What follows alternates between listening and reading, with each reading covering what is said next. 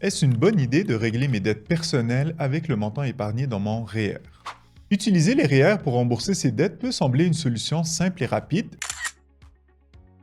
mais il est important d'évaluer les conséquences de ce type de décision. Donc, tout d'abord, les retraits du REER sont imposables. Ça veut dire que le montant sera ajouté à votre déclaration d'impôt à la fin de l'année et le montant sera imposé selon votre taux marginal d'imposition. Donc, on parle d'un taux qui peut atteindre jusqu'à 53,31% pour l'année 2024.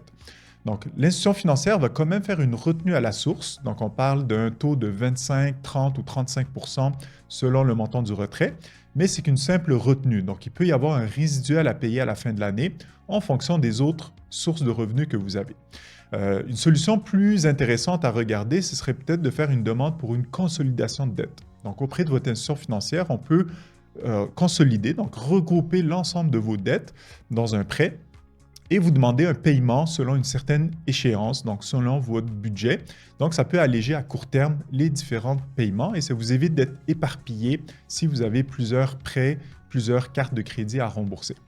Sinon, je vous invite aussi à consulter l'ACEF de votre région. Donc, c'est un organisme qui vient en aide aux personnes qui vivent des difficultés financières et c'est un service gratuit, donc ils peuvent analyser votre situation puis vous proposer différentes solutions. Si vous aussi vous avez des questions, écrivez-les en commentaire ou à l'adresse argent@commercialprotégez-vous.ca.